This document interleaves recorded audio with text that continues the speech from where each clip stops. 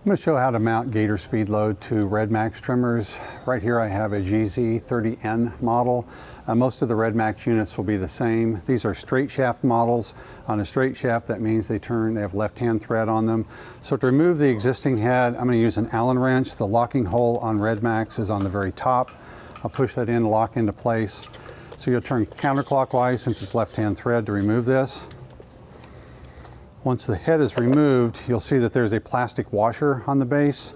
That plastic washer you will not use, so we will set it off to the side. Because this has a spline on it for a brush cutter blade mount, we need to space below that. So the Gator SpeedLoad will come with a plastic adapter or plastic spacer. One side has a 25mm recess, the other is slightly smaller.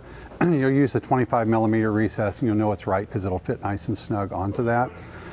To mount the head itself, this is 24-550, and the mounting is exactly the same on 24-250 as it is for 24-500. The only difference in the heads is the diameter of the head. So I will open, and once we have the head open, you'll notice that it has a hex spot in it for the adapter to fit into. The head comes with multiple different adapters. We're going to use adapter number 2. It is a 10mm by 125 left-hand thread. So press that adapter in. It doesn't have to be pressed in all the way at this point.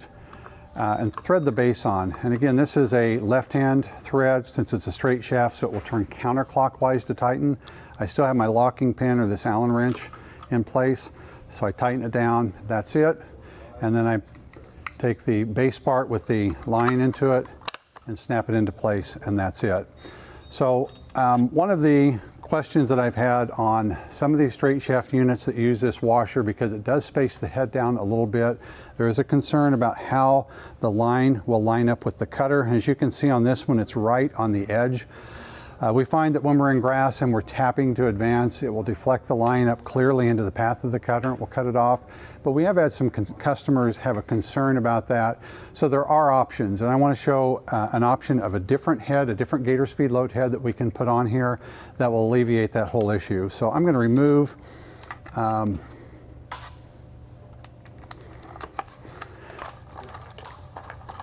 I'll remove this head. We still will not use that plastic washer that I took off previously, but now with this 25mm recess that we have here, we will take on 24-550, you'll notice, and 24-275 is the same. It has a 25mm recess in the base of the head, and that will fit directly onto the top of this.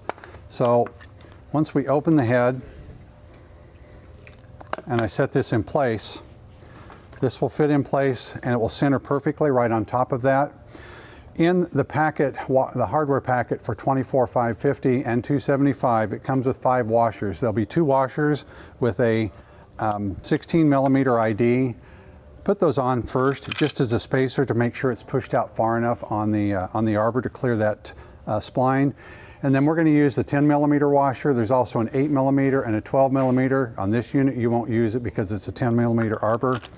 Drop that washer into place, and then you will need a nut, and the nut is a 10 by 125 left-hand thread. This is available from Oregon. It's part number 24-010.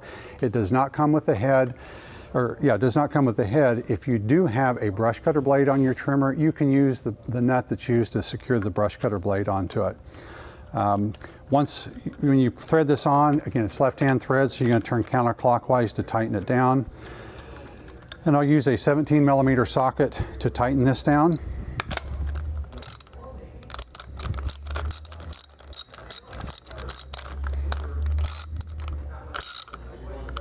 And I'll use the locking pin in place to hold it in place while I tighten it. And you don't have to over tighten it, but get it snug when you tighten it down. Once that's in place, we will snap the base of the head on. And without that spacer in place, it changes the alignment of the line to where it's going to be much more directly in the center of the cutter. So if you have customers that have concerns on those with the spline, you can use 24-275 or 25-50, and it will be a nice flush mount like you see here, and there will be no issues with where it hits on the cutter, and you get all the great benefits of Gator SpeedLoad trimmer head.